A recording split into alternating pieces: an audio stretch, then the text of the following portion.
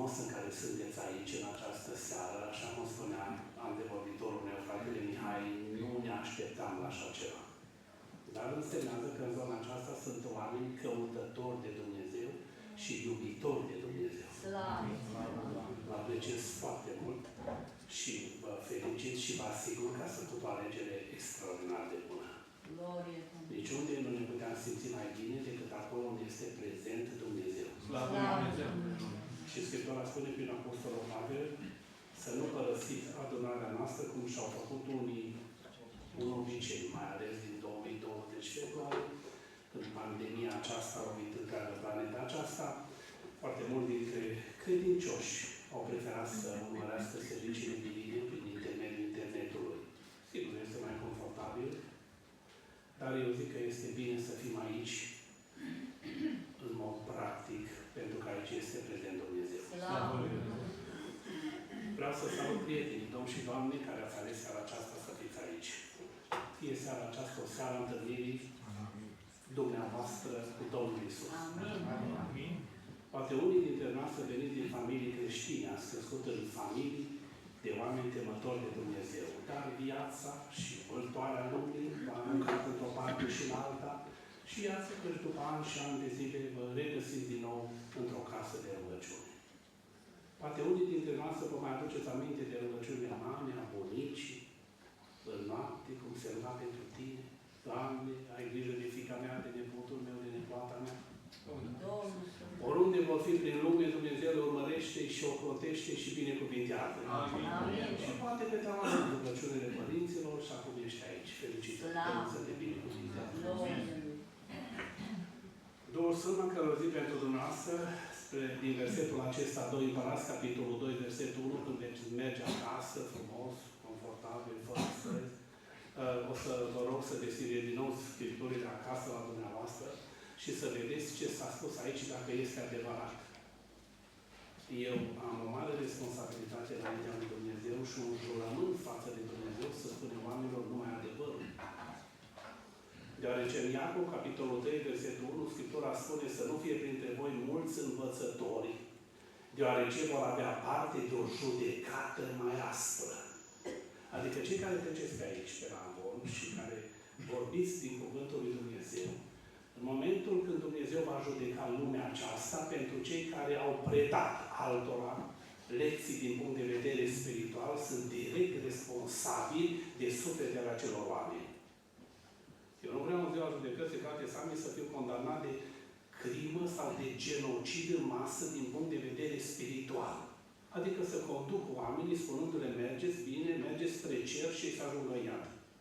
Puteți să vă imaginați noastră ce responsabilitate este aici? Scriptura spune că l-a luat pe Ezechiel de Zorufii caprele la un moment dat și l-a dus la prinși de război la Tel Aviv și a stat 7 zile cu fața la pământ, n-a îndrăznit să vorbească nimic. După 7 zile, Domnul a vorbit lui Ezechiel și a spus, Fiul omului, iată te pun păzitor peste casa lui Israel, pasnic, responsabil, direct responsabil. Când vei auzi un cuvânt care iese din gura mea, transmite-l, fără să diluiesc nimic, fără să cauți la fața omului, ci spune direct ce spun eu, a spus Domnul. Când voi spune unui suflet, întoarce-te de pe calea ta, renunță la păcatele tale, întoarce-te la Dumnezeu. Nu dilua nimic din ceea ce spun, pentru că dacă omul acela te va asculta, omul acela își va mântui sufletul.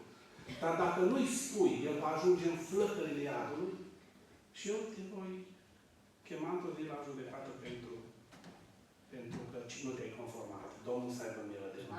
Amin. Am văzut aici și oameni în vârstă. Felicitări pentru dumneavoastră. Probabil Domnul va chema de tineri să vă întoarce la Domnul.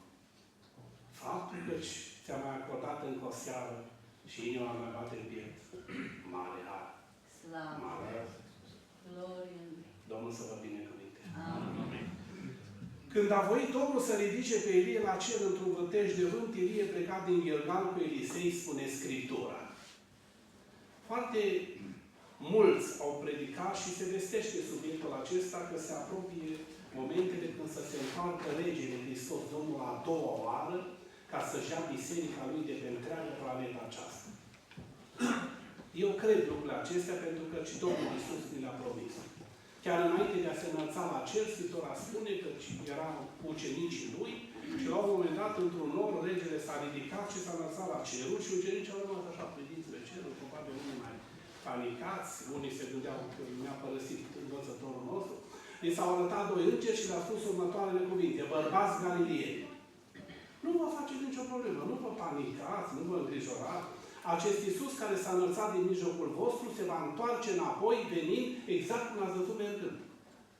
Și așadar, noi credem cuvântul lui Dumnezeu și așteptăm și noi momentele acelea să revină. Amin. Când se va întoarce Domnul pentru a-și lua biserica de pe planeta aceasta, per general, nu se știe. Mai încearcă unii să mai dea pronosticul așa, dar vreau să vă spun, nici nu este corect să dăm pronosticul. Pentru că ce a spus Domnul Iisus, că despre ziua aceea și ceasul acela, nu știe nimeni.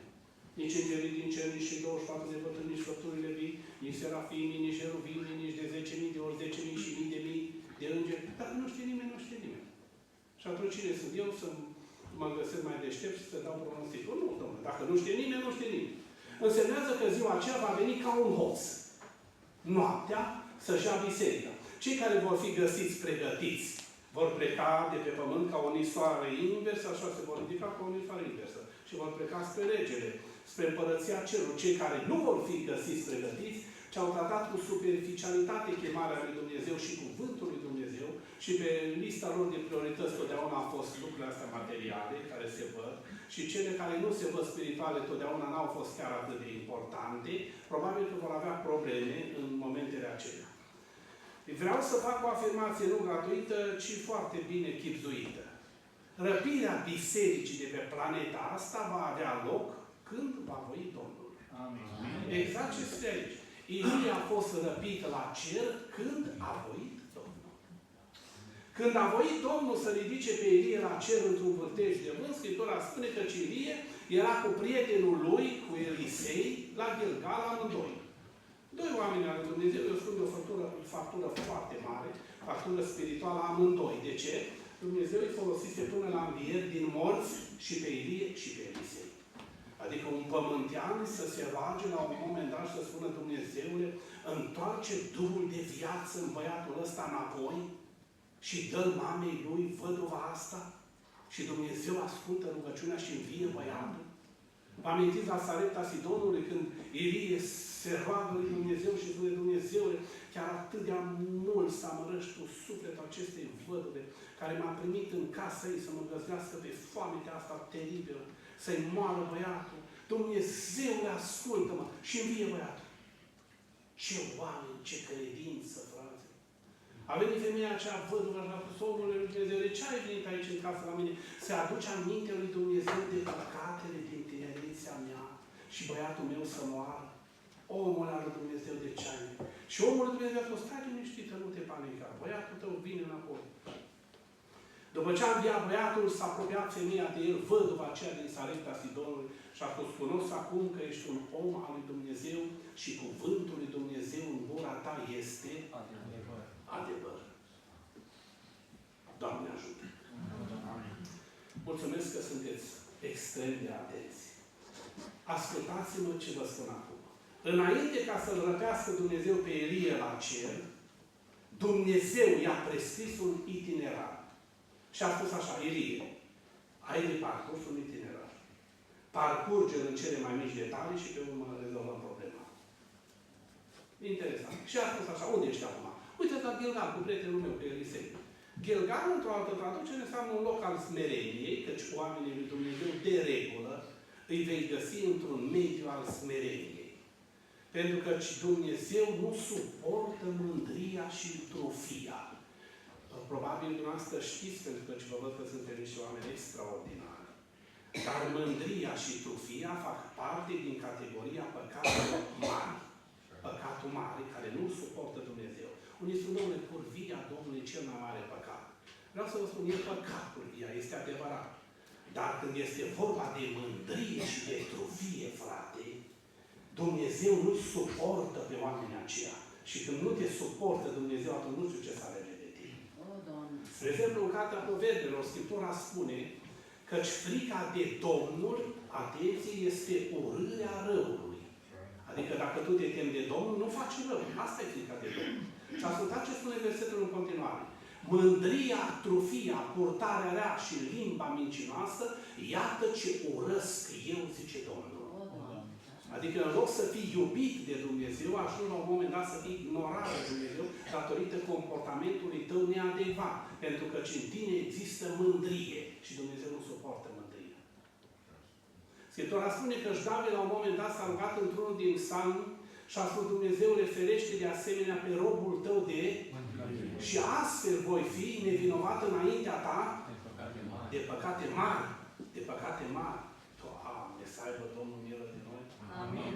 Prin Proverbe, capitolul 16, Scriptura spune într-unul din versete acolo, iată, limba mincinoasă, mândria și trufia este o scârbă înaintea lui Dumnezeu. Deci nu doresc asta la mine. Cei doi titani ai credinței se aflau la Gilgal și Domnul a vorbit lui Ilie, nu personal, individual. Amândoi erau proroci. Ce înseamnă să fii proroc? Un om care a auzit vocea lui Dumnezeu vorbindu-i. Și să știți dumneavoastră, fără să exagerez, mai are Dumnezeu oameni de felul acesta. Ori fi mai puțini ei, ori fi, dar sunt. Domnul a spus, sfinții din țară sunt toată plăcerea mea. Are Dumnezeu oameni de Dumnezeu. Elie era un proroc veritabil. Eu l-am numit profetul de foc. Ăsta când chema numele Domnului foc din cer, frate, se comora și aprindea jertfa, pentru că era cu adevărat omul lui Dumnezeu. Frații mei și surorile mele, stimați prieteni, Dumnezeu îi spune lui Ilie, urmează să fii răpit de aici, pentru că va fi o oglindă, un exemplu pentru ce va urma cu biserica de pe întreg mapamond. Ați văzut. Cum l-a răpit Dumnezeu pe Ilie, așa ne va răpi și pe noi, Domnul. Scriptura spune că în vremurile din urmă vor veni mulți batjocoritori plini de batjocuri și vor zice, mai termină pastore cu ideile astea. Ce vită cu Scriptura asta învechită? Poate se lucrează la o nouă carte, numită Biblia 2000. Ce vii tu cu ideile astea? Nu? Vor veni mulți bajocoritori plini de bajocuri care vor spune, nu va fi nicio răpire, vezi, omule de treabă, tu ești un om inteligent, mai te-a facultă. Vezi de treabă, Domnul. Mănâncă, bea, veselește, te simte de bine. Ce răpire? Scriptura a prevăzut lucrul ăsta că vor veni mulți bajocoritori plini de bajocuri care vor zice, Domnule, nu există, nu va fi nicio răpire. E împotriva logicii umane, vezi de treabă. Cine vă va ridica pe voi la cer? Știți dumneavoastră că l-a răpit Dumnezeu pe Ilie la propriu și efectiv. Ilie a plecat. În momentul când Elisei se întoarce în urma acestui mare eveniment și ajunge la Ierihon, câțiva din locuitorii Ierihonului au spus, ascultă Elisei, tu chiar crezi că l-a răpit Domnul pe Ilie? Tu chiar îți vine să crezi? La care Elisei spune, da, eu am fost martor ocular la evenimentul ăsta. Dumnezeu l-a răpit pe Ilie, deasupra capului meu. L-am văzut cum l-a răpit. Și ei ce-au spus? Du-te, omule, nu vorbi. Lasă-ne să mergem să-l căutăm. Ați citit asta din Scriptură, nu? Elisei a spus, noi, oameni, vedeți să vă de treabă, nu mergeți să-l căutați. Eu am fost martor la evenimentul ăla. Ei au insistat și până la urmă Elisei a spus, duceți-vă. S-au dus și l-au căutat vreo 3 zile, spune Sfânta Scriptură, prin prăpăstii stânci, nu știu pe unde l-au căutat.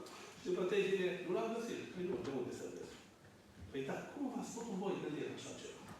Dar ideea există, mai ales la ora actuală, acum în vremurile din urmă, unii e prevăzut situația aceea. Atenție! De ce Dumnezeu i-a prescris lui Ilie înainte de răpire un itinerar? Și anume unde ești? La Gilgal. Ok, Ilie. Du-te de la Gilgal la Betel, de la Betel iau la Ierihon, de la Ierihon treci Iordanul, efectiv, la propriu itinerarul ăsta și până nu mai vedeți pe țărul celălalt al Iordanului. Întrebarea mea pentru dumneavoastră este următoarea. Nu l-a putut Dumnezeu să răpească pe Ilie la cer de la Gilgal unde se găsea? De ce trebuia să-i prescrie itinerarul ăsta tocmai înainte ca să-l răpească la cer? Da? Nu trebuie să răspundeți pentru că răspunsul este foarte interesant, dar îl găsim aici pe paginile Sfintelor Scripturi. Scriptura spune căci Ilie se conformează în cele mai mici detalii cuvântului lui Dumnezeu și urmează cu mare atenție și importanță itinerarul pe care i-a fost prescris de Dumnezeu. Și anume, de la Gilgal, în momentul când a plecat, i-a spus lui Elisei, ascultă prietene, rămâi, te rog, aici, căci pe mine Domnul mă trimite la Betel. Elisei putea să spună, da, sigur, uite, o să rămână și așa suntem foarte obosiți și noi străbatem drumul pe jos în condiții mult mai greoaie ca și noi. Că am spus eu la început că suntem obosiți. Ce confort avem la ora actuală, ar trebui să învăț și eu de treaba. Totuși. Dar Elisia a spus, viu e Domnul și viu e sufletul tău, nu te părăsesc. Înțelept, Elisei. Dacă eram în locul lui Elisei și vie lângă mine și contemporan cu ei, exact așa proceda. Eu nu mă lăsam de omul de Dumnezeu. Și au ajuns la Betel. Efectiv, amândoi au ajuns la propriul la Betel. Ce însemnează asta? De ce Dumnezeu l-a trimis la Betel? Stimații mei, frați, domni și doamne, Betelul înseamnă casa lui Dumnezeu. Casa lui Dumnezeu. Să nu te aștepți la răpire să fii răpit, fără să frecventezi casa lui Dumnezeu. Foarte important. Nu numai atât că ești aici din punct de vedere fizic la propriu, ci în momentul când ai intrat aici în prezența lui Dumnezeu, trebuie să realizezi ce a realizat Iacob când a ajuns la Betel. Scriptura spune că și-a visat un vis. O scară foarte mare, care cu un capăt atingea pământul și celălalt capăt atingea cerul. Căci îngerii lui Dumnezeu, atenție, se suiau și coborau. Nu coborau și apoi se suiau. Unde sunt îngerii lui Dumnezeu dacă ei se suie și apoi coborau? Întrebăm, cam greu de crezut, dar acesta este adevărul.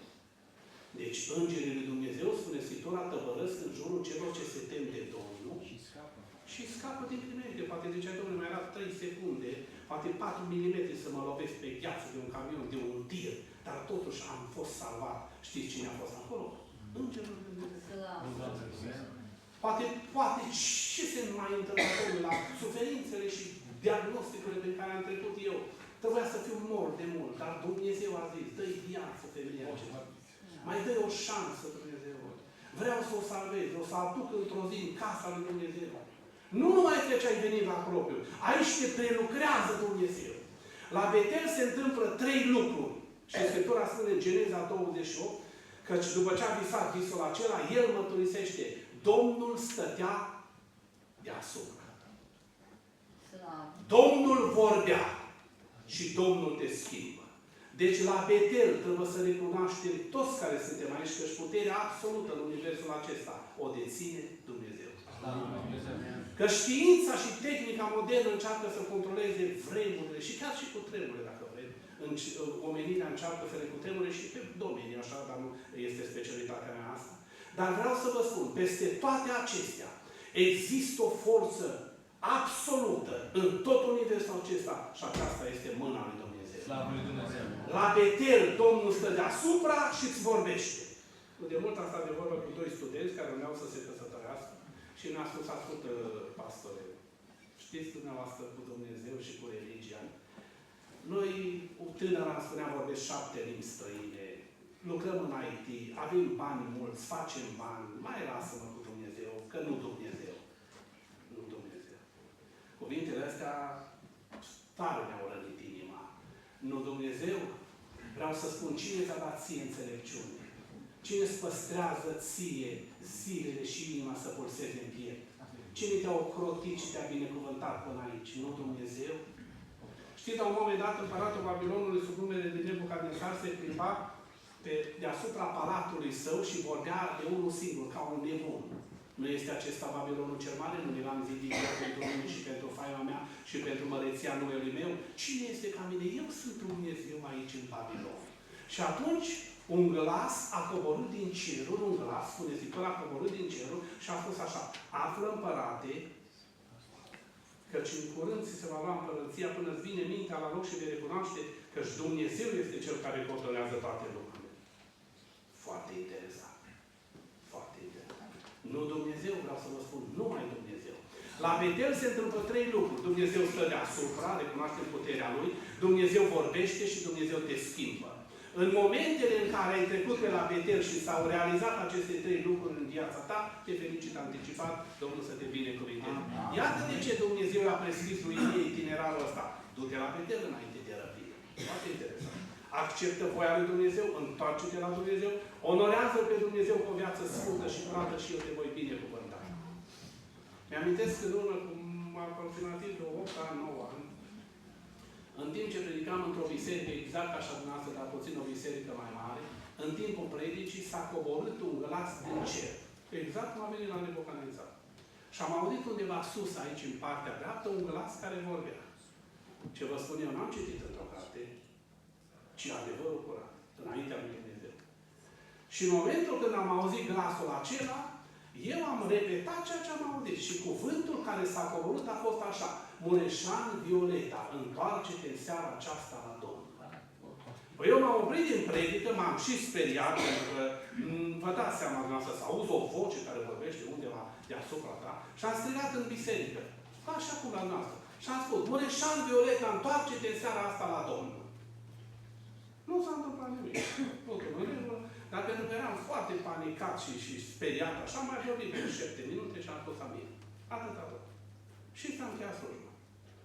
Dar înainte ca să se facă rugăciunea de încheiere, se ridică o doamnă din sală. O doamnă, frate. Și vine pe coloară în față și eu mă uitam la ea, dar de unde vine doamna asta în față? Pe fiecare mâna avea 4 ghiuluri de aur, afară de degetele mâna, și pe stânga și pe dreapta. 4 ghiuluri de aur, pe fiecare mână. Vine pe aici, pe unde s-am, și vine aici la amvol. Și vine în fața mea. Și spune: ascultă, Domnule, eu sunt Mureșan Violeta, de unde mă cunoaște, Domnule? Eu am uitat puțin la așa și am spus: ascultă, Doamne, eu nu mă cunosc. Eu vin de la Cluj, am fost invitat să predic aici cuvântul lui Dumnezeu, efectiv nu mă cunosc. Cum nu mă cunoaște, Domnule? Că m-a schimbat pe nume. De unde mă cunosc? Doamne, nu vă supra, nu vă cunosc. Trece prin spatele meu și se adresează pastorului local, care era aici în stânga mea, unde stătea Sam aici. Și a spus: Domnule, mă cunoașteți de undeva? Pastorul local: Doamne, nu vă supra, nici eu nu vă cunosc. De unde să vă cunosc? Păi, lăcașul de închinare e un lăcaș public, aici vine cât cine vrea și cum poate și așa mai departe, nu vă cunosc. Vine înapoi, doamna, în fața mea. Și spune: Domnule, ce se întâmplă? Doamnă, zic: eu nu vă cunosc, dar pot să vă spun atât. Dumnezeu a hotărât seara asta să vă cheme pe nume, să vă întoarceți la Dumnezeu de grabă. Dumnezeu are în planul Lui de mântuire. Întoarceți-vă, Doamne, la Dumnezeu. 2 bobițe de lacrimi am văzut că s-au desprins, fața fardată, așa au rămas urme și curgeau lacrimile pe fața ei. Și am spus: Doamne, vă felicit, Dumnezeu să vă binecuvinteze. Înainte de răpire, Dumnezeu l-a trimis pe Ilie la Betel. Betel înseamnă casa lui Dumnezeu, unde Dumnezeu stă deasupra, unde Dumnezeu îți vorbește prin cuvânt. Scriptura spune: credința vine în urma auzirii, și unde Dumnezeu te schimbă. Unde credeți dumneavoastră că se schimbă caracterele? Unde se modelează caracterul după modelul Regelui Hristos Domnul? Unde se iartă păcatele și se vindecă bolile? La Betelul de casă. În toată inima zic: aleluia, slăvit să fie. Au ajuns la Betel și Scriptura spune: Ilia spune la Elisei: rămâi aici, Domnul mă trimite la Ierihon. Viu e Domnul și viu e sufletul tău, nu rămân aici. Vin cu tine la Ierihon. Iată, Ilie urmează itinerarul prescris de Domnul și ajunge la Ierihon. Frate, dar ce nu te putea răpi Domnul dacă până la urmă de la Betel? Nu, trebuie să treci și pe la Ierihon. Ierihonul, frate, Scriptura spune în Iosua, capitolul 6, căci era prima cetate din țara Canaanului după ce evreii au trecut Iordanul și trebuia cucerită de evrei, sub comanda lui Dumnezeu și a lui Iosua. Căci Moise a rămas undeva pe vârful muntelui Nebo și n-a mai intrat în țara Canaanului, pentru că așa a hotărât Domnul cu privire la el. Nu că nu i-a dat Domnul Canaanul ceresc, Domnul i-a dat Canaanul ceresc, dar a fost un moment în viața lui nu chiar atât de tare la onora pe Dumnezeu și Dumnezeu a fost categoric. Că dacă ar fi să ne trateze Dumnezeu și pe noi după faptele noastre, ca așa lui Moise, oare noi de unde o? Știți noastră pentru ce n-a intrat Moise în țara Canaan? Pentru că și odată la Refidim, Scriptura spune, când poporul n-a avut apă, Domnul a zis lui Moise: ia un toiac și loveste stânca și stânca va da apă. Și într-adevăr Moise așa a făcut. A lovit stânca, stânca a dat apă și au băut. Dar au ajuns la pustia Țin, la Cades, după mai mulți ani de mers, și Dumnezeu din nou nu avea apă și Dumnezeu a spus: Moise, de data asta nu mai lovești stânca, ci te duci în fața stâncii și spui așa: vorbește. Stâncă, deschide-te, așa spune Dumnezeul cerurilor, deschide-te și dă apă. Și Moise, probabil obișnuit de la Refidim, știe Domnul că și Moise era tot pământean ca noi. Imaginați-vă asta pentru atât. Moise a luat toiagul și a spus, ascultați răzvrătiților, oare vom putea noi să vă scoatem apă din stâncă? Atât, câteva cuvinte. Adică noi și oare vom putea? Dumnezeu nu-și împarte slava cu nimeni. Nu noi scoatem apă. Nu noi mântuim suflete. Nu noi, cum spun unii, că îmi pune o mână și se vindecă bolnavul. Vezi, noi vrea. Poți să spui tu mâna cât îi vrea. Dacă peste mâna ta nu-i mâna perforată a regelui, nu se vindecă bolnavul. Stimații mei, și-a lovit stânca toiagul. E adevărat, stânca a dat apă, dar Domnul a spus, Moise, mai necinstit în fața poporului. Sunt categoric cu tine. Nu vei intra în țara Canaan. Și așa a fost. De ce? Stânca îl simbolizează pe regele Hristos Domnul. Stânca a fost lovită o singură dată la Golgota. O singură dată. Și de atunci dă apă fără să mai fie lovită. Nu trebuie decât să strigi, mare rege, ai milă și de mine. Mare rege, sunt aici, în corp, în praf, cu viața ruină, am bani mulți, dar fără de folos. Soțul nu mă iubește, nu dă 2 bani pe mine. Sau invers. Soțul meu știu pe unde e plecat, se destrăbălează și trăiește în păcat. La ce folos banii? Cânteau preobitele surori o cântare aici înainte. La ce folos să câștigi toată lumea asta dacă ți-ai pierde? Foarte atent sunteți, ascultați-mă. Toate bogățiile lumii astea la un loc nu valorează pe sufletul lui om. Toate la un loc. Nu ai tu 1.000.000 de euro și 5 hectare de pădure și 15 cabane și nu știu. Nu. Toate bogățiile în lume la un loc nu valorează pe sufletul. De ce? Sufletul este materie veșnică. Dumnezeu spune că l-a creat pe om din țărâna pământului și o păpușă de lut avea în mână și a făcut și a suflat în ări suflare de viață și astfel omul a devenit un suflet viu. Ca să fie răscumpărat sufletul tău din păcat, din nelegiuire, de sub forța demonică, din lanțuri, din vicii, din patii, a venit cineva ca să moară tot materie veșnică. Și materia asta veșnică care și-a dat viața pentru noi, a fost regele Hristos Domnul. Deci materia veșnică nu se poate răscumpăra decât tot prin materie veșnică. Și Psalmul 49 spune, unii se bizuiesc pe averile lor și pe banii lor, dar nu pot să se răscumpere unul pe altul. Și răscumpărarea lor e atât de scumpă încât nu se va face niciodată. Stimații mei prieteni, dacă ați putea dumneavoastră să mă înțelegeți ce vă spun. Nu există o altă opțiune pentru salvarea sufletului tău. Singura variantă este Hristos Domnul. În nimeni altul nu este mântuire, spune Apostolul, că nu este sub cerul un alt nume dat oamenilor care trebuie să fie mântuiți decât singurul nume, Iisus Hristos. Toți prorocii mărturisesc despre El că oricine crede în El capătă în numele Lui. Tare păcat. Ieșeam de la evangelizare și o doamnă, o doamnă, stimată doamnă, și mă oprește în hol acolo și a pus ascultă, Domnule. 2 minute poți să-mi acum să nu cum arăt. În tinerețe am făcut 2 avorturi, îmi spunea.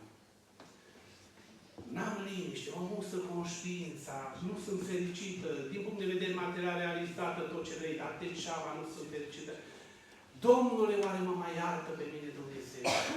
Și am spus, Doamne, dar de ce n-am spus duhovnicului, preotului, dumneavoastră? A spus, Domnule, nu am putut să-mi deschid inima. Mi-a fost așa de groază, n-am putut. Uite, acum am simt că am putut să-mi deschid inima să vă spun dumneavoastră. Domnule, mă mai iartă pe mine Dumnezeu.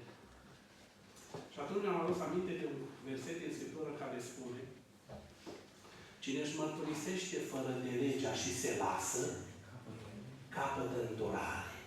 I-am spus, Doamnă, dacă acum vi s-a deschis inima și a spus cuvintele astea și vă pare rău și nu mai faceți, Domnul spune, te iert. Uite. Cine își mărturisește fără de legea și se lasă, capătă îndurare. Mai care nu se poate. S-a înseninat deodată așa, că i-am luat o piatră de moară de lume. I-am spus, Doamne, întoarceți-vă la Dumnezeu, onorați-L pe Dumnezeu. Și Dumnezeu întotdeauna îți întinde mâna și vă acordă o nouă șansă. Aleluia!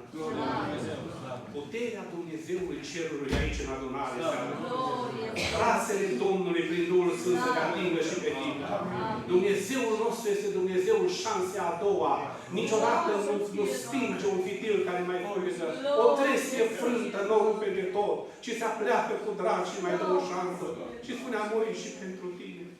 Mi-am dat viața și pentru tine. Ești rodul suferințelor mele. Te iubesc cu iubire veșnică, să păstrezi bunătatea mea. Doamne, lucrează. Amin. Iată, stimații mei, de la Betel au ajuns la Ierihon. Ierihonul, Scriptura spune, era închis în Iosua, capitolul 6.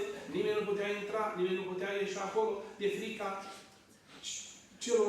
a evreilor care trebuiau să cucerească cetatea.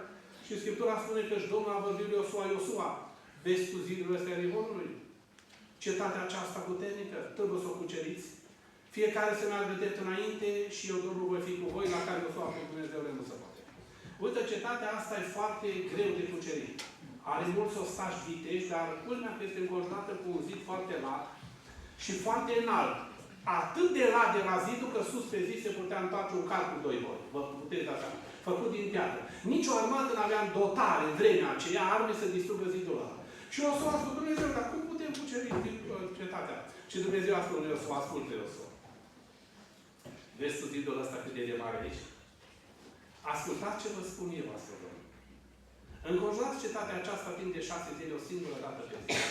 Iar a 7-a zi înconjurată de 7 ori. Preoții să meargă înainte, chivotul Domnului cu voi și la un moment dat, când eu vă voi da un semnal, preoții să ducă trâmbițele din coanele de vece la gură și să sune. Și poporul în momentul ăla să scoată mari strigăte. Și ce, Doamne? Și cad zidurile. Cum? Cad zidurile. Fără intervenția unei mâini umane, preoții să sune și zidurile astea cât de puternice sunt vor cădea. Faceți lucrul ăsta. Probabil și Iosua s-a gândit, nu pot fi pe Dumnezeu, nu se poate așa. Dar a respectat cuvântul dat de Dumnezeu și a 7 ori a înconjurat cetatea de 7 ori și la un moment dat preoții au sunat, poporul a strigat și bubuituri de orat. Praf și loc de praf și piatră. Au căzut zidurile. Și poporul a mers drept înainte după ordinul dat de Dumnezeu prin Iosua. Du-te la Ierihon, Ilie, înainte de răpire. Doamne Dumnezeu! Păi înainte de răpire mă trimiți la Betel, casa Domnului Dat, unde Dumnezeu îți vorbește să deasupra și te schimbă, te devii un alt om. Du-te la Ierihon. Ce înseamnă Ierihonul? Stimații mei, cum nu te-aș pocăi eu pe tine acum dacă aș putea? De ce nu l-aș pocăi eu pe fratele meu care e mai mare ca mine cu 2 ani, care își bea toți banii dat de alcool, care are viața distrusă și fără nicio speranță, fără nicio nădejde? Și dacă mă duc la el, pentru că părinții au murit și e singur într-o localitate în România, nu-i las banii lui, căci a doua zi nu mai are nimic. Îi las la o vânzătoare la magazin din localitate și îi spun când va veni, dă-i o pâine, dă-i o conservă, banii de toți pe alcool. Cum nu l-aș pocăi pe el? Și oamenii din sat ascultă, pastore, pentru că ești pocăit și predici în lumea asta toată. De ce nu pocăiești pe fratele tău? Și eu spun, Domnul, nu pot să fac nimic. Zidurile astea vor cădea numai prin intervenție divină. Pocăința este harul lui Dumnezeu. Numai Dumnezeu rupe lanțurile și tăcuși. Numai Dumnezeu poate să te elibereze. Că dacă ar fi după puterea mea, cum nu știu, aș întinde o mână de salvare? Absolut nimic nu pot să fac. Eu pot doar să spun, să predic, dar cel care intervine prin puterea Duhului Sfânt să te elibereze e Dumnezeul cerului. Din toată inima zic, aleluia, lucrează Doamne. Au căzut zidurile Ierihonului, frate, când Dumnezeu intervine în viața ta, te eliberează instant de toate lanțurile tale și de toate cătușele tale. Și îl rog pe Dumnezeu, lucrează, Doamne, și seara asta. Dumnezeu poate să știi. După ce au ajuns la Ierihon, care însemnează căderea zidurilor, simbolizează firea pământească asta. Orgolul tău, mândria ta, pretențiile tale, viciile tale. Dumnezeu te poate elibera și scăpa de ele, numai Dumnezeu. Și apoi nașterea din nou, ridicarea la o viață nouă în Hristos Domnul. Așa a spus și Apostolul Pavel. Am fost răstignit împreună cu Hristos și trăiesc. Eu, firea mea cea veche, am căzut sau prăbușit zidurile și eu trăiesc. Dar nu mai trăiesc eu, ci Hristos trăiește în mine. Știți noastră că fiecare dintre noastre ar trebui regele Hristos Domnul să ia chip în voi. Vei rămâne cu aceeași înălțime, cu aceeași culoare a ochilor, cu aceeași frumusețe dată de Dumnezeu, dar mintea ta, inima ta, caracterul tău seamănă cu al lui Iisus. Și vei deveni un om compatibil cu regele, cu lumea lui. Aleluia! Din toată Dumnezeu! Doamne ajută! Ajungi la Ierihon, Scriptura spune că Ilie spune, rămâne aici, te rog, Domnul mă trimite la Iordan. Doamne, dar ce te mai trimite pe tine, Domnule? Păi uite, asta e itinerarul pe care mi l-a făcut. Și au ajuns pe malul Iordan. Ilie își dă mantaua jos de pe el, o face sul și lovește apele Iordanului. În momentul când a lovit apele Iordanului, minunea minunilor. Se despică Iordanul în două. Zidul de apă, un zid de apă, cealaltă curge în joc, și au trecut amândoi prin albia Iordanului până pe țărmul celălalt.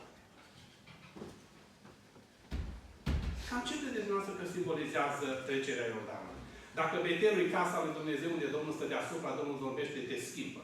Dacă Erihonul semnează căderea zidurilor vechi, firea ta pământească și ridicarea în o viață nouă în Hristos, Domnul numim naștere din nou. Ce mai este la Iordanul? Botezul, frate sa. Scriptura spune, au ajuns la Iordan, frate, și au trecut prin albia Iordan. Nu poți să fii răpit fără Betel, casa lui Dumnezeu. Ierihon, nașterea din nou. E Iordan. Legământul încheiat cu Domnul în apa botezului. Scriptura spune că înainte de înălțare, regele a dat o poruncă și a spus ucenicilor lui: duceți-vă în toată lumea și faceți ucenici din toate neamurile, atenție, botezându-i. Numele Tatălui, al Fiului și al Duhului Sfânt. Ce atât de greu. Nu jignesc, Doamne, ferește pe cineva. Scriptura spune, icoana aceasta închipuitoare vă mântuiește acum pe voi, și anume botezul, care nu este o curățire de tinăciunile trupești. Adică tu nu intri în apă cu caracter de baie. Adică mă răcoresc cu sigur. Dar ce este botezul? Aia, văzut? Botezul este mărturia unui cuget curat înaintea lui Dumnezeu. Adică cel care se botează, el personal trebuie să mărturisească. Atenție, stimați. Eu când am fost mic, am fost dus pe mama sau de nașa, sau știu, în fața preotului, aveam vreo 8 săptămâni și am fost botezat. Și când am crescut mai mărișor, care mi-a plăcut cartea asta de mic. Și tot am citit cartea asta de mic, așa. Și până am întrebat-o pe mama, dar noi cum am făcut botezat? Și mi-am spus, uite, așa, așa, așa. Și am citit și câteva versete de aici. Spre exemplu, în Roman 10, Scriptura spune că dacă mărturisești, deci cu gura ta pe Iisus ca Domnul. Cu gura ta, nu altul pentru el. Și dacă mărturisești din inima ta credința adevărată, ajungi la mântuire. Și am întrebat-o pentru mine, păi așa. Cum așa? Păi așa, acum mamă nu te supăra.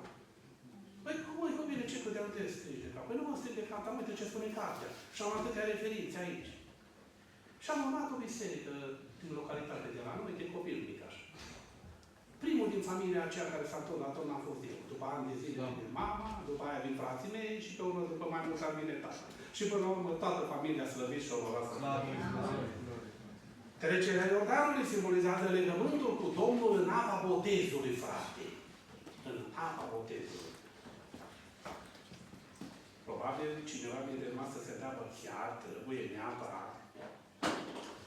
Vreau să vă spun, în Evanghelia după Matei, la capitolul 28, Regele Hristos, Domnul a dat o poruncă, cu versetul 9 se pot afișa referințe aici. Da? Haideți să punem Matei 28, 19. Auziți dumneavoastră ce a spus Domnul aici? Deci El personal a dat o poruncă, Marele Rege, Matei 28 cu 19. Duceți-vă și faceți ucenici din toate neamurile, botezând numele Tatălui, a Fiului, a Duhului Sfânt. Deci este porunca Lui. Scriptura spune în Faptele Apostolilor 17 cu 30, Dumnezeu nu ține seamă de vremurile de neștiință, ci poruncește acum tuturor oamenilor de pretutindeni. Ce mai bun? Ce atâta de el? Să se pocăiască tuturor oamenilor de pretutindeni și versetul 31, pentru că a rânduit o zi în care va judeca lumea după dreptate. Auziți dumneavoastră, prin omul pe care l-a rânduit pentru aceasta. Și pentru care a dat o dovadă netăjărită prin faptul că l-a înviat. Fraților, nu e porunca mea, e porunca regelui. Și iată, am ajuns. Și atunci și timpul, aș vrea să mai lau de bani cu cântare. Vreau să vă spun ceva foarte important acum. Înainte de răpire a lui Ilie, Dumnezeu a prescris itinerarul ăsta. Betel, Ierihon, Iordan. Adică Betel, casa Domnului, unde sunteți dumneavoastră acum, unde Dumnezeu îți vorbește, unde te schimbă, unde recunoști puterea lui absolută. Ierihon, cad zidurile vechi. Te-ai lăsat de beție, de curghie, de înjurături, de blasfemie, de hoție. Ai ajuns la o factură să iubești pe vrășmașul tău, să recunoști pe Dumnezeu în toate căile tale. Devii un om ceresc, un om după voia lui Dumnezeu, te fericit. Iordan, a încheiat un legământ cu Domnul în apa botezului. E foarte important legământul ăsta cu Domnul. De ce? Nu vreau să vă panicați. Dar va veni o zi când pământul ăsta cu tot ce e pe el va arde. Stelele vor cădea din cer ca niște smochine.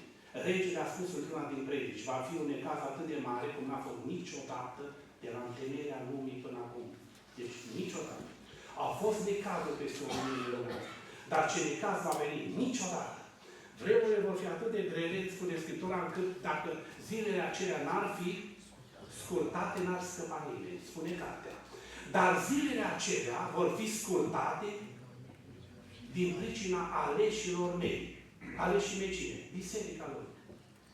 Și în vâltoarea aceea, în tabloul acela dramatic, Scriptura va spune, din cele 4 vânturi ale cerului și a pământului, strângeți-mi pe aleșii mei care au încheiat legământ cu mine. Ăștia sunt ai mei. Că degeaba tu flirtezi cu o tânără din biserică, de exemplu, ani de zile. Și spui, draga mea, ce te iube, o, draga mea, ce te iube. Și niciodată nu vine momentul legământului. Să faci legământ cu ea, să o aduci la altar și în prezența lui Dumnezeu să faci legământ. Dar tu spui, o, ce te iubesc. Ești tu pățane. Cum spui tu cuiva că iubești fără legământ? Cum îl spui tu, te iubesc Dumnezeule, dar nu fac legământ cu el? De ce? Că mi-e rușine, că mi-e stânga, că mi-e dreapta, că lumea. A venit într-o seară o doamnă distinsă, doamnă, în biserică, la rugăciune, foarte bolnavă de cancer. Foarte bolnavă. Și după ce s-a stat puțin de vorbă cu ea, i-am spus, dacă pe mine mă vine că Dumnezeu oricum sunt bolnavă de cancer, vreau să mă pocăiesc, să slujesc pe Dumnezeu. Dragii mei, Dumnezeu s-a atins de ea și a vindecat-o. Și când s-a revăzut din nou plină de viață, lume bună, anturaj, bani, tot ce vrei, a spus, tu chiar crezi că pastorul ăla care s-a rugat pentru ea a fost atât de supărat și neîncăjit. Și a spus, Dumnezeule, de ce ai vindecat-o? Uite cum te tratează cu superficia și își bate joc de numele tău. Și într-o noapte Dumnezeu a vorbit pastorul ăla. Ascultă, de ce ești așa de supărat? Tu ai vindecat-o. Și pastorul nu. Tu ai vindecat-o. Pe tine te-a respins. Păi nu pe mine. Pe tine te-a respins. În situația asta, lasă lucrurile cum sunt. Că se va întâlni iarăși cu mine. Și așa este. Că va veni o zi când se va întâlni iarăși. Din toată inima vă doresc să rămâneți sub binecuvântarea Domnului. Amin. Și mâna cea bună a Domnului să vă ocrotească.